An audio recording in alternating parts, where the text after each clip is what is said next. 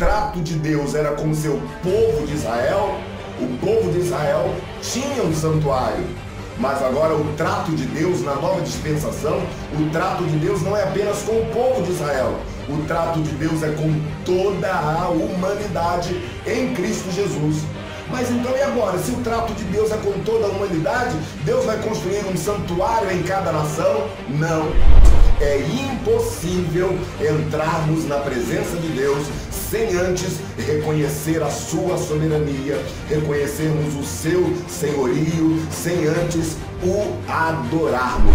Na nova dispensação, na nova aliança, Deus deixou disponível em Cristo Jesus todos os elementos espirituais para que a nossa adoração seja a melhor adoração de todos os tempos.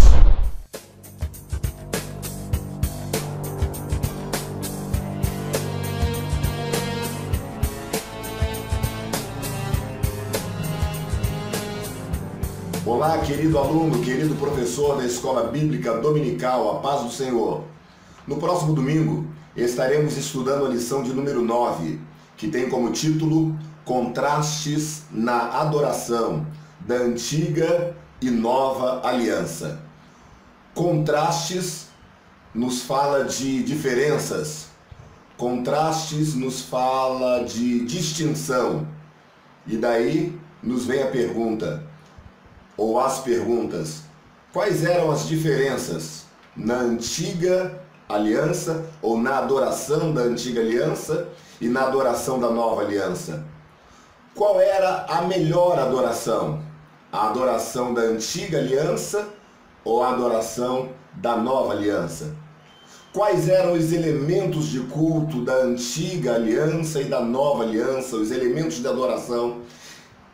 Quais eram os melhores elementos? Os elementos da antiga ou os elementos da nova?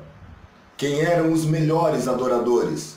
Os adoradores da antiga aliança ou os adoradores da nova aliança? Quais eram as exigências de Deus para os adoradores da antiga aliança e para os adoradores da nova aliança? Estas e algumas outras perguntas, por certo, serão respondidas nesta lição número 9, o contraste na adoração da antiga e nova aliança.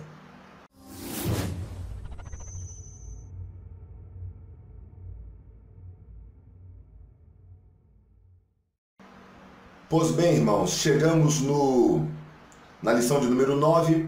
A leitura bíblica em classe se encontra em Hebreus capítulo 9, alguns versículos do 1 ao 5, o 14, o 15 e do 22 ao 28. Porém, nós aconselhamos que o professor e também o aluno dê uma lida em todo o capítulo 9, que ele é muito proveitoso. Todo o capítulo em si nos remete justamente a este contraste. Foram selecionados apenas alguns versículos por questões estéticas, questões de espaço gráfico, para que a nossa lição possa ser bem resumida. Mas todo o capítulo 9 é interessante que seja lido para melhor aproveitamento da nossa lição. Então, nesta lição de número 9, nós teremos 3 subtópicos. Tópico número 1, o culto e seus elementos na antiga aliança. Tópico número 2, a eficácia do culto na nova aliança. E tópico número 3, a singularidade do culto na nova aliança. Então os irmãos percebem que o comentarista da lição, ele deu uma ênfase maior à nova aliança, usando 2 subtópicos para falar da nova aliança. Porém, em todo o tempo, ele faz este contraste, ele faz esta comparação, esta distinção entre o culto oferecido a Deus na antiga aliança e o culto oferecido a Deus na nova aliança. É importante nós termos em mente que o autor não está, ou melhor, o comentarista, e nem o autor do livro da Epístola aos Hebreus, eles não estão querendo denegrir a ideia da adoração da antiga aliança em detrimento da nova aliança, da adoração na nova aliança. Na verdade, ele quer apenas fazer um comparativo para nós entendermos qual o verdadeiro propósito de Deus, tanto na antiga aliança quanto na nova aliança, que é a dispensação da graça. E o comentarista, com muita propriedade, começa falando do culto e seus elementos na antiga aliança. Ao longo deste tópico e também no próximo tópico, o comentarista vai falar, na verdade, sobre os oficiantes deste culto. Como era oficiado o culto de louvor, o culto de adoração, o culto de gratidão e até mesmo o culto penitencial a Deus, que era o culto mais importante, era o culto mais concorrido na antiga aliança, era o culto penitencial, no qual os adoradores de Jeová vinham ao templo, ofereciam os seus sacrifícios e assim obtinham o perdão dos seus pecados e a pureza cerimonial. Então o comentarista ele vai nos falar como isto se procedia, os elementos da adoração, os elementos que estavam no templo, eles possuíam um propósito, possuíam uma finalidade, possuíam, acima de tudo, um simbolismo.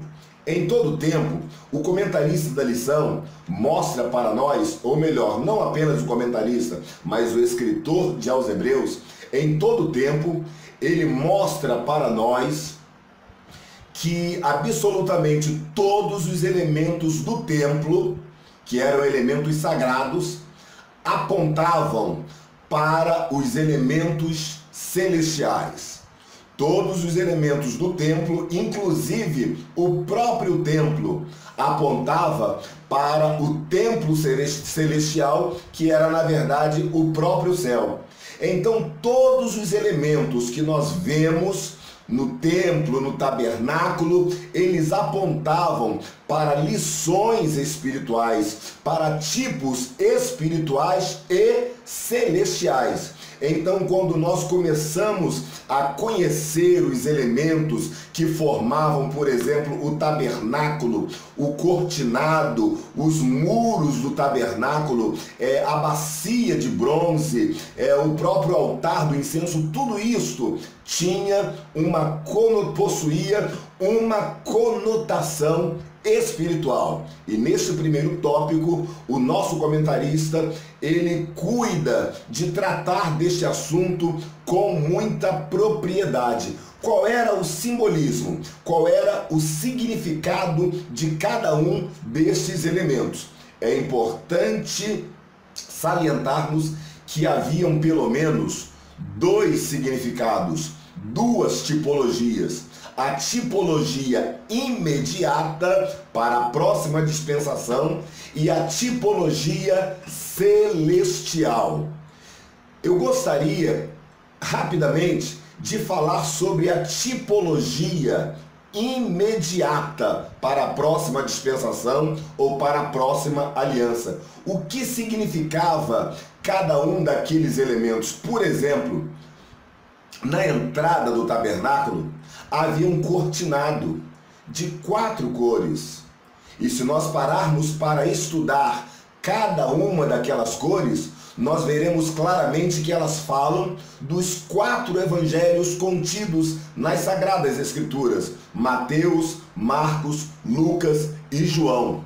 Então, o cortinado significa o Evangelho de nosso Senhor e Salvador Jesus Cristo. Logo, nós entendemos quando Jesus fala para Nicodemos, lá em João capítulo 3, se não nascer de novo, não pode ver e não pode entrar no reino. Para entrar no reino, em outras palavras, para entrar no santuário, para entrar na presença de Deus, é preciso primeiro passar pelo Evangelho. E o cortinado de 4 cores fala justamente do Evangelho de nosso Senhor e Salvador Jesus Cristo. Depois do cortinado, a primeira peça que encontramos no tabernáculo era justamente o altar de holocausto, que tinha suas dimensões, que tinha a sua forma de construção, mas tinha principalmente o seu propósito. O altar do holocausto, ele era a maior peça do tabernáculo, a maior e mais importante peça do tabernáculo. Por quê? Porque era neste altar que era sacrificado os novilhos, os bezerros, aqueles animais inocentes que morriam pelos pecados do ofertante. Então era impossível continuar a caminhada em rumo ao Santo dos Santos se não passasse pelo altar do holocausto. O altar do holocausto, ele simboliza a cruz de nosso Senhor e Salvador Jesus Cristo, pois no altar do holocausto era oferecido o novilho, na cruz do Calvário foi oferecido o Cordeiro de Deus que tira o pecado do mundo. Após o altar do holocausto, nós vemos a bacia de bronze. Nós estamos caminhando, entrando no santuário, passamos pelo cortinado de 4 cores, passamos pelo altar do holocausto e agora chegamos na bacia de bronze.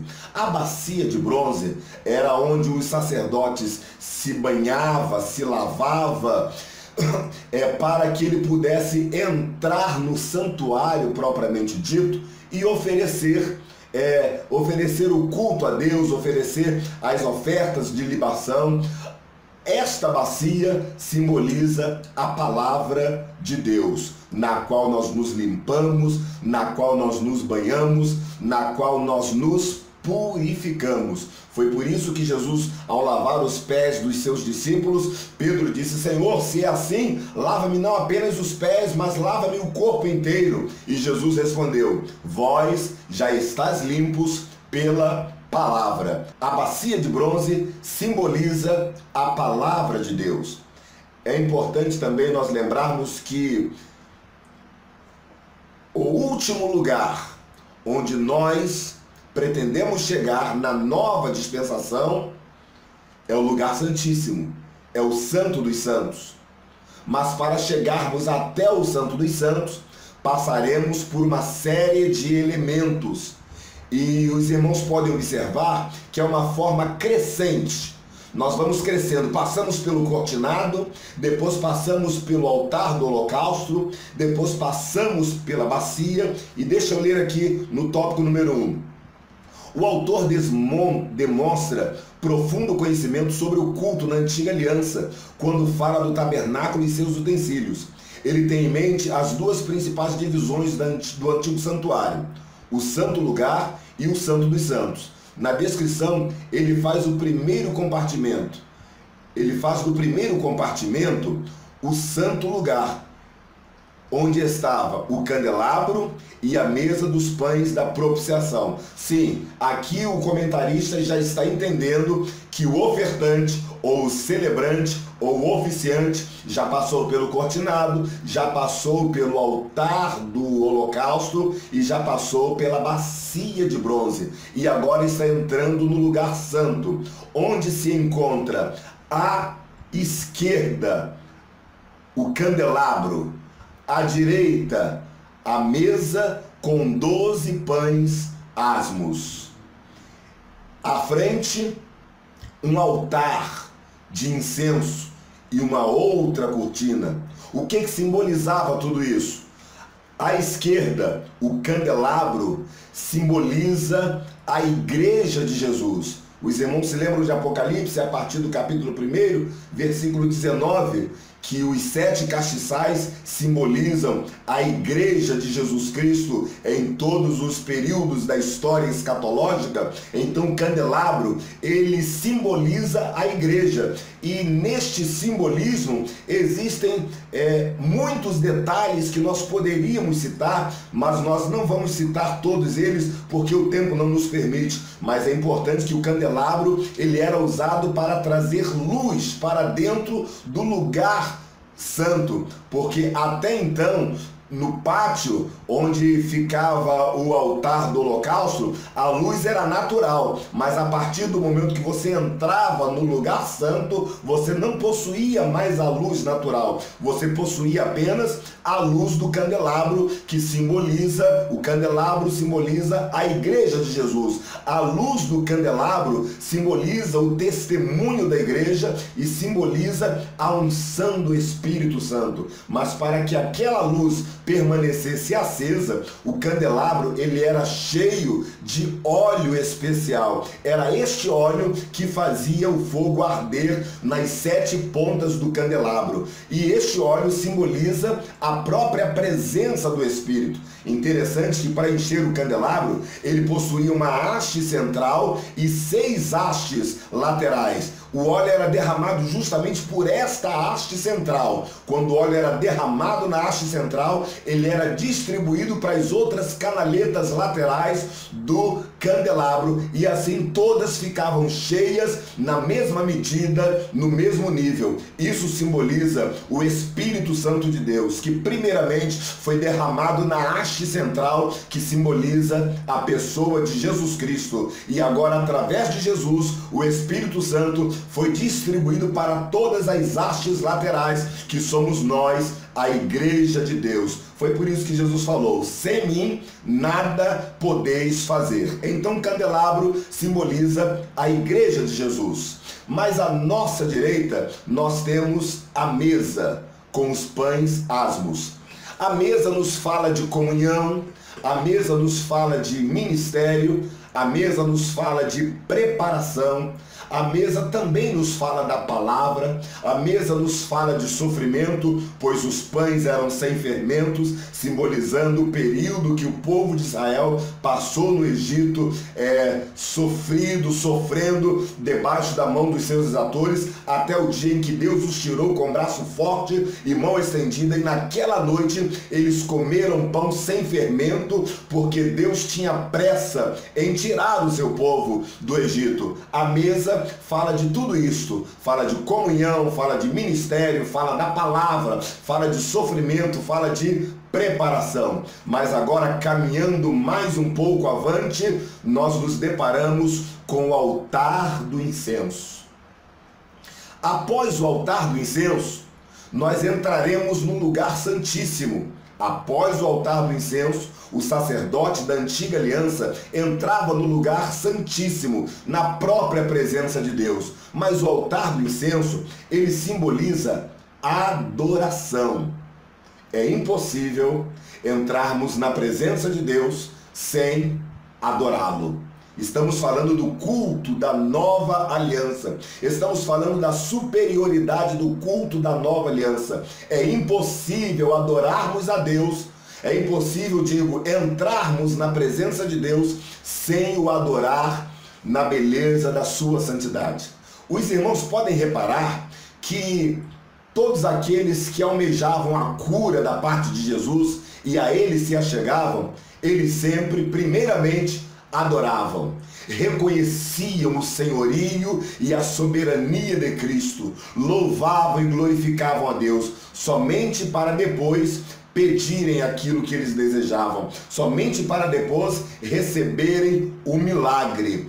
Para entrarmos na presença de Deus, precisamos primeiro adorá-lo. Lá em Mateus capítulo 5, 6, Jesus ensinou os seus discípulos a orar. E o que Jesus falou? Olha, vocês quando orarem, entra no teu aposento, fecha a tua porta, ora a teu Pai que está em segredo, que está em secreto, e diga para ele: Pai nosso que estás nos céus, santificado seja o teu nome, venha o teu reino, seja feita a tua vontade, assim na terra como no céu. Percebe que as primeiras palavras de Jesus foi um modelo de adoração para nós. É impossível entrarmos na presença de Deus sem antes reconhecer a sua soberania, reconhecermos o seu senhorio, sem antes o adorarmos. Aí depois que adoramos, aí Jesus manda nós continuarmos, darmos prosseguimento da oração. O pão nosso de cada dia nos dai hoje. Antes de pedir, adora.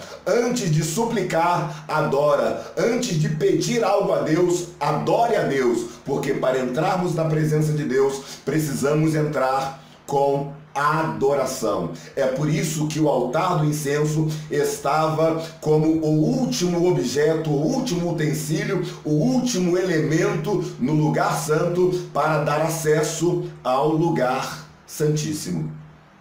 Após a adoração, que inclusive o incenso oferecido neste altar era um incenso especial, preparado de forma especial, era uma fórmula especial que não poderia e nem deveria ser imitada, que produzia um tipo de fumaça, um tipo de fogo totalmente especial. Era neste clima, era nesta atmosfera que o sacerdote adorava a Deus. E é nesta mesma atmosfera de louvor e adoração que nós, na nova aliança, temos que entrar na presença de Deus.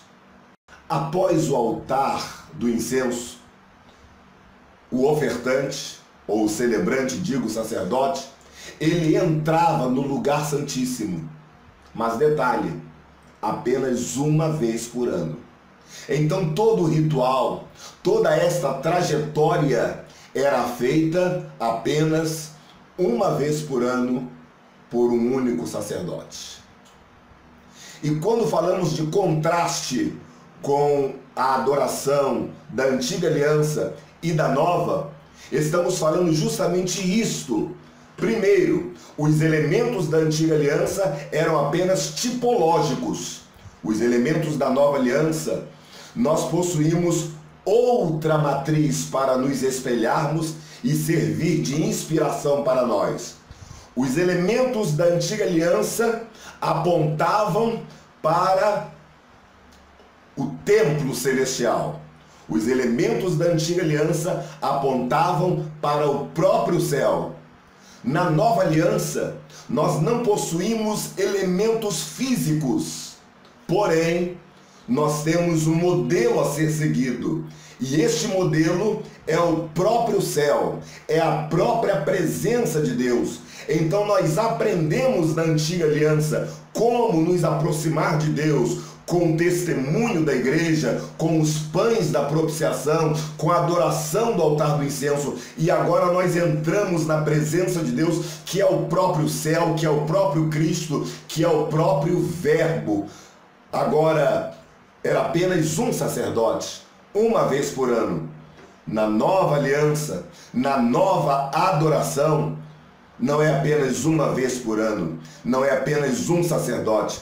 Todos nós temos acesso à graça de Deus, todos nós temos acesso à presença de Deus e todos nós podemos adorar a Deus. Na antiga aliança era apenas uma vez por ano, na nova aliança é constantemente. Todos nós podemos nos achegar a Deus constantemente em adoração, em louvor, em súplica, em penitência, em pedido de perdão, em agradecimento. Todos nós temos livre acesso à presença de Deus. Jesus falou: onde estiverem 2 ou 3 reunidos no meu nome, eu estarei no meio. Então, para um culto acontecer, basta ter 2 ou 3 reunidos em nome de Jesus. Então, constantemente nós podemos adorar de forma coletiva ou adorar de forma individual, mesmo porque o véu do templo se rasgou.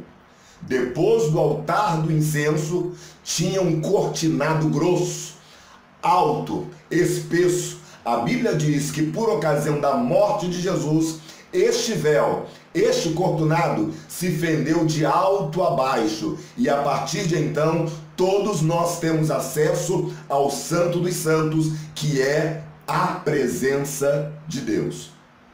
Ao adentrarmos no Santo dos Santos, quando o sacerdote adentrava no Santo dos Santos, ele tinha na sua frente a arca da aliança, a arca do concerto. Esta arca possuía o propiciatório de ouro, no qual tinha a figura de 2 querubins, de 2 anjos que guardavam a arca do concerto. Dentro da arca do concerto havia 3 elementos. Havia as tábuas de Moisés, havia o maná do deserto, uma porção, uma amostra, e havia também a vara de Arão. O maná fala de provisão, as tábuas falam da palavra e a vara de Arão fala da confirmação dos propósitos de Deus. Isto havia na arca da aliança, na arca do concerto. Então, quando chegamos na presença de Deus, nós temos a confirmação dos propósitos de Deus. Quando chegamos na presença de Deus, nós temos a palavra de Deus. Quando chegamos na presença de Deus, nós temos a provisão e o sustento do próprio Deus para as nossas vidas. Mas só para lembrar, todos esses elementos da antiga dispensação, todos esses elementos do antigo pacto apontam para o santuário celestial. Quando comparamos os sacerdotes conosco, nós temos todas estas definições, todos estes contrastes. O sacerdote entrava uma vez por ano, nós entramos todos os dias, em todos os momentos. O sacerdote era apenas um que entrava, hoje todos nós podemos entrar na presença de Deus. O sacerdote entrava num santuário terrestre, hoje todos nós entramos no santuário celestial, que é a própria presença. Mas existe um outro contraste que também nós podemos fazer, e é justamente deste contraste que se ocupa a maior parte da nossa lição, que é o contraste entre o sacerdote da antiga aliança e o sacerdote supremo da nova aliança. O sacerdote da antiga aliança eram homens imperfeitos e limitados. O sacerdote da nova aliança é o próprio Cristo. O sacerdote da antiga aliança oferecia o novilho não para perdão dos pecados, mas apenas para produzir uma pureza cerimonial ao ofertante. O sacerdote da nova aliança oferece a si mesmo como Cordeiro de Deus, que não apenas oferece uma pureza cerimonial, mas tira, extirpa radicalmente o pecado do ser humano. O sacerdote da antiga aliança, ele ficava apenas um momento, uma vez por ano no Santo dos Santos. Na nova aliança, o nosso sumo sacerdote, Jesus Cristo, ele está para sempre e eternamente ao lado do trono de Deus. E na atual dispensação, diz a Bíblia em Romanos 8,34, que ele intercede por nós constantemente. Então o sacerdote da antiga aliança, ele tinha que oferecer o mesmo sacrifício várias vezes, primeiro porque eram muitas pessoas que ofereciam, e depois porque uma só pessoa cometia vários tipos de pecado, ou o mesmo pecado várias vezes, e toda vez que pecava, oferecia, toda vez que deslizava, toda vez que não cumpria os rituais, os mandamentos de Deus, pecava e tinha que oferecer um sacrifício. Na nova aliança, o nosso sumo, o nosso supremo sacerdote, ele entrou no santuário celestial apenas uma vez, com o seu próprio sacrifício, consigo mesmo, como Cordeiro de Deus, que tira o pecado não apenas de uma pessoa, mas tira o pecado de todo mundo. Não apenas um único pecado, mas todos os pecados. É por isso que João, o João Evangelista, ele nos diz na sua epístola: filhinhos, eu vos escrevi para que não pequeis, mas se alguém pecar, saiba que temos um advogado. Ele é a propiciação pelos nossos pecados, e não somente pelos nossos, mas pelo de todo mundo. Jesus é a propiciação pelos nossos pecados. Ele se fez maldito no nosso lugar, ele se fez culpado no nosso lugar, e o mais lindo disto, apenas uma vez, para que eternamente nós pudéssemos ser perdoados e salvos para a glória de Deus. Chegamos no tópico número 2 da nossa lição: a eficácia do culto na nova aliança. Quais eram os resultados do culto da antiga aliança? quais são os resultados do culto na nova aliança. Nós já falamos isso de uma forma resumida, mas é sempre bom repetirmos. Primeiro subtópico, uma redenção eterna. Na antiga aliança, os pecados não eram perdoados, os pecados eram apenas cobertos, porque já dissemos na lição passada que era impossível que o sangue dos touros e dos bodes perdoasse pecados, mas o sangue de Jesus nos purifica de todo o pecado. A palavra redenção sugere uma libertação através de um pagamento de fiança, pagamento de valor. E os irmãos se lembram o que Pedro nos fala acerca disso? Não foi com prata, nem com ouro, que fostes resgatados da vossa vã maneira de viver, que por tradição recebestes dos vossos pais, mas foi com o precioso sangue de Jesus, como um cordeiro imaculado.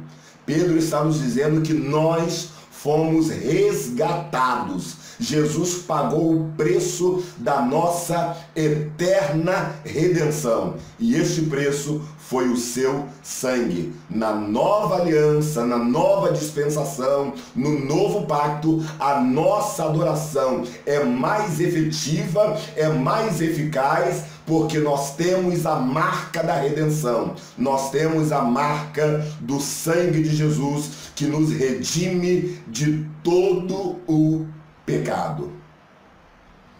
Subtópico número 2. Uma consciência limpa. É importante frisar que na antiga aliança bastava a cerimônia, bastava o cerimonial, bastava o ritual para satisfazer as exigências da lei. Mas o ritual, as exigências, a cerimônia, era algo estereótipo, era algo apenas, no nosso linguajar mais moderno, para inglês ver. A pessoa pecava, era descoberto, e para que aquela pessoa fosse novamente aceita na sociedade, ela precisava matar o animal, e assim ela era novamente, matar o animal dentro das cerimônias da lei, e assim ela era novamente aceita na nova aliança. Mas detalhe, ela era novamente aceita, mas na sua consciência, no seu interior, continuava um coração de pecador, continuava uma mente perversa.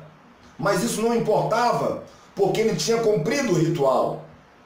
Na nova aliança, não basta cumprir o ritual, mesmo porque o ritual já foi cumprido por Jesus Cristo na cruz do Calvário.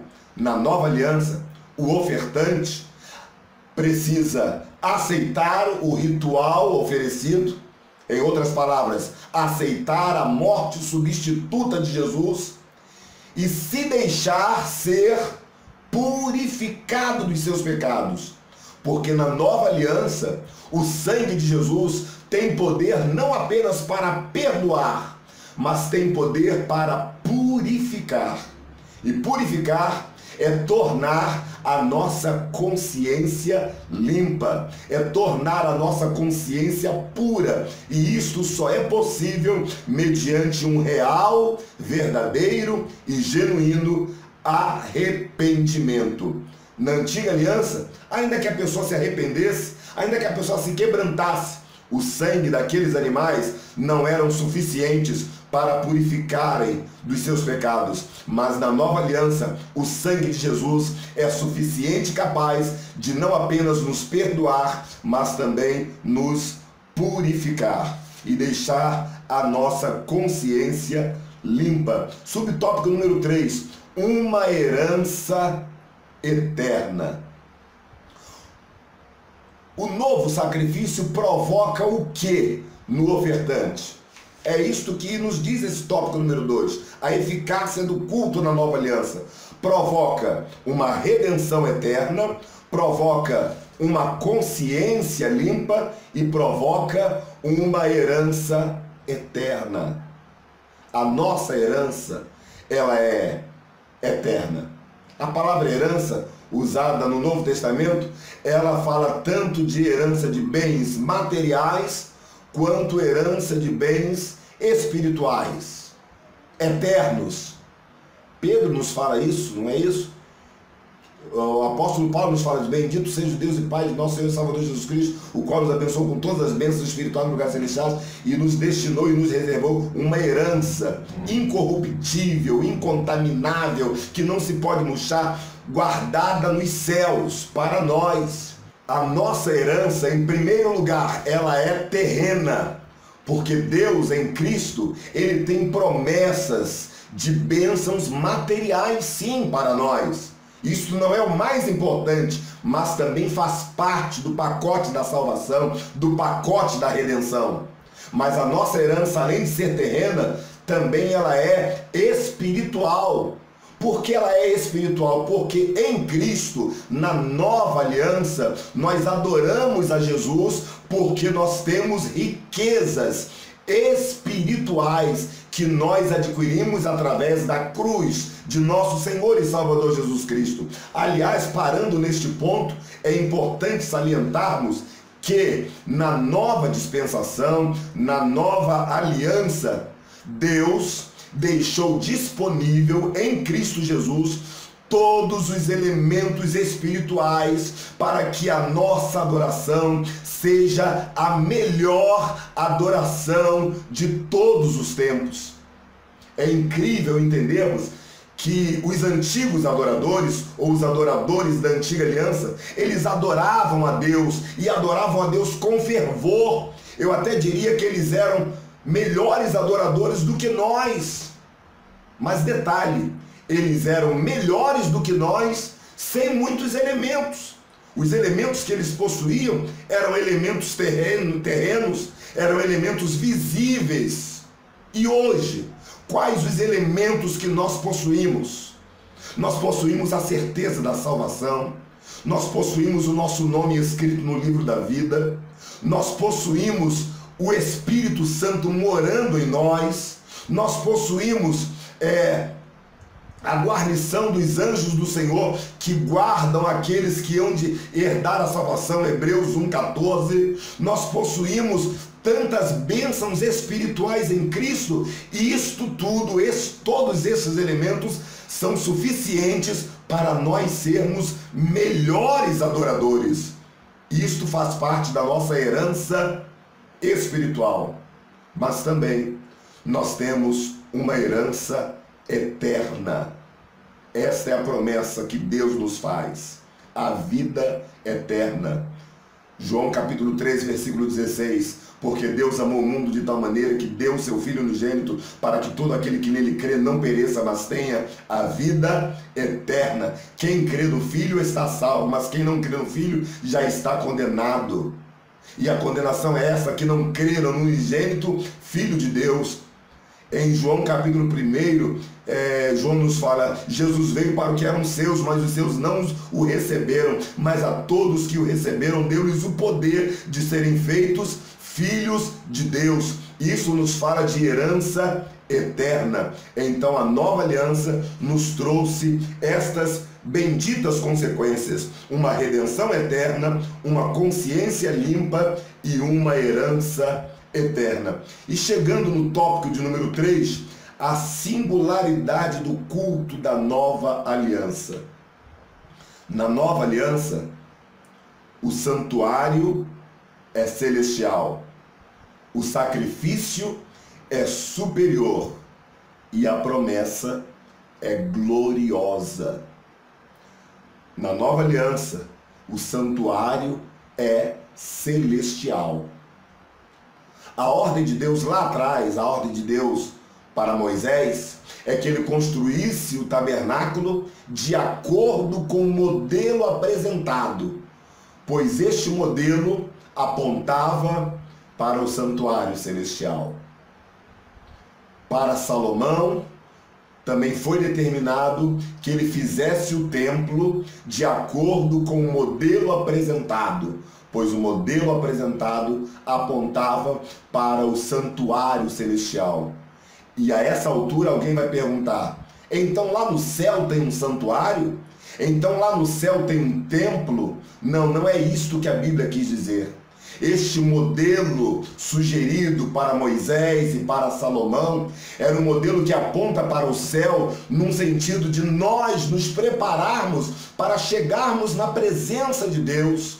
Não é de qualquer maneira que nós vamos chegar no céu. Você se lembra no primeiro tópico? Antes de chegarmos no Santo dos Santos, teremos que passar pelo cortinado colorido que fala dos 4 evangelhos de nosso Senhor e Salvador Jesus Cristo.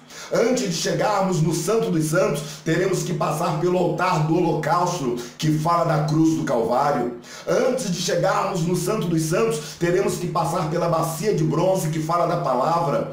Antes de chegarmos no Santo dos Santos, teremos que passar pelo candelabro, que fala da igreja e do seu testemunho e da unção do Espírito.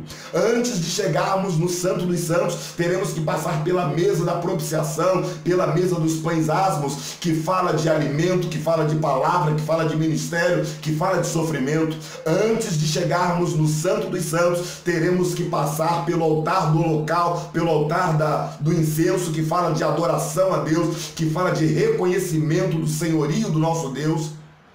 Tudo isto Deus mandou fazer conforme o modelo para mostrar para nós que a verdadeira adoração não é de qualquer maneira.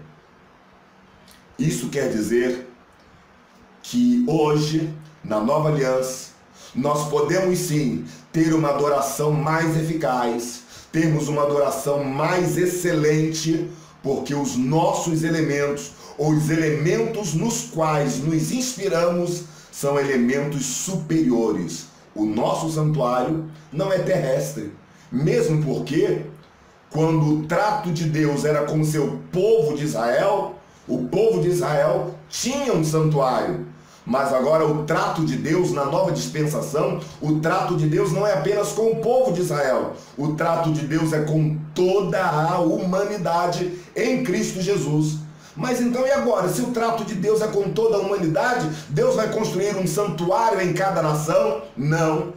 Daí se cumpre as palavras de Jesus à mulher samaritana, quando ela pergunta: Senhor, nossos pais adoraram neste monte, e os judeus dizem que é em Jerusalém que se deve adorar, e é como se ela quisesse dizer: e tu, o que diz? Já que tu és profeta, já que tu és rabino, me dá uma resposta concreta. Aquela mulher tinha sérios problemas com a adoração, ela tinha dúvidas em relação à adoração, e Jesus responde para ela: mulher, a hora vem em que nem neste monte, nem em Jerusalém adorareis ao Pai.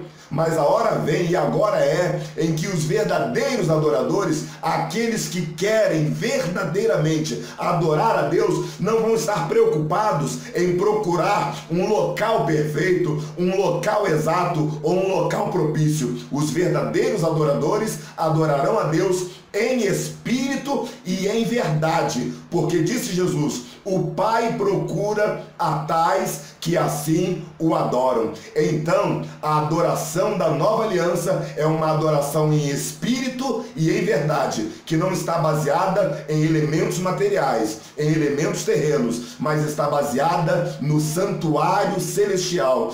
Porque o santuário terreno, os elementos terrenos eram apenas sombra das coisas futuras, das coisas superiores. Subtópico número 2, no último tópico 3. Um sacrifício superior.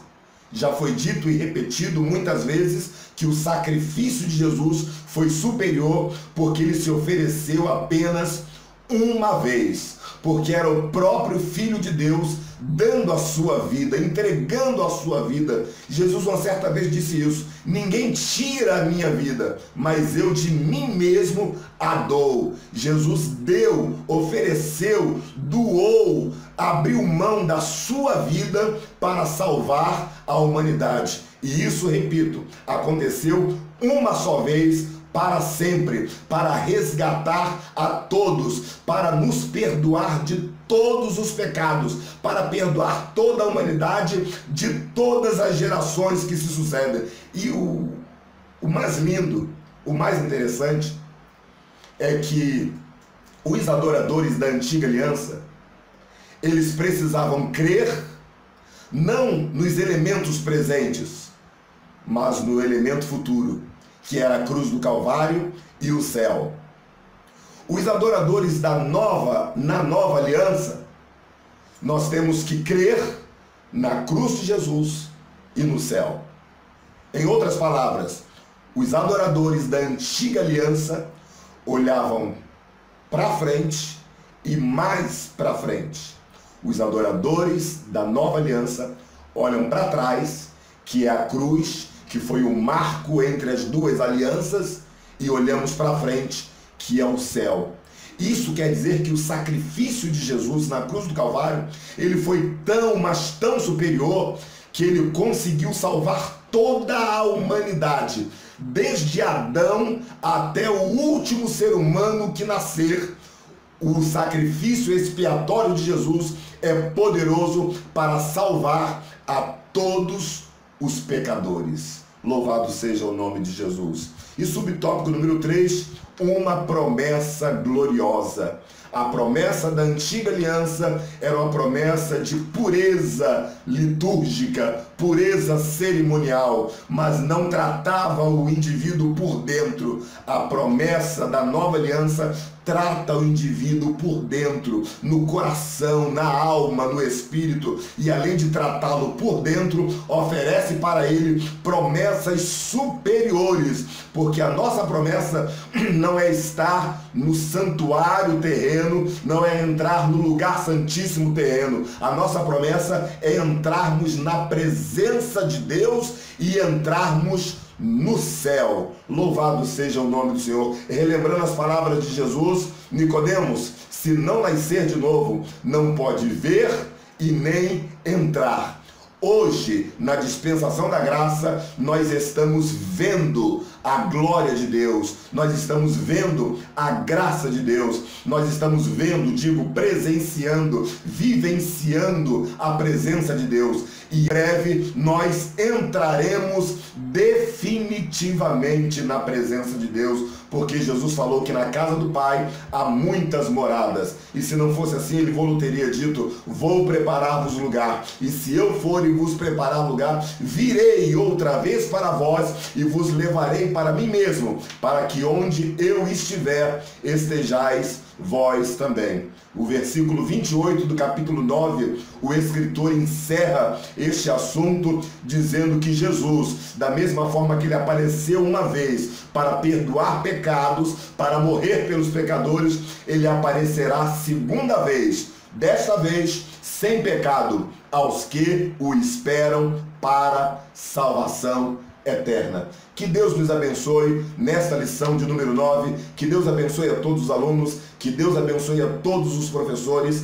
Tenha uma boa aula e que Deus possa te usar com poder, com autoridade, acima de tudo, com sabedoria e discernimento da parte de Deus, para dar uma boa aula e fazer os alunos entender que o contraste que existe entre a antiga e a nova aliança está entre o contraste entre nós e os sacerdotes e entre Cristo e os sacerdotes. Nós, da dispensação da graça, da nova aliança, somos privilegiados porque os elementos da nossa adoração são elementos superiores. Que Deus nos abençoe.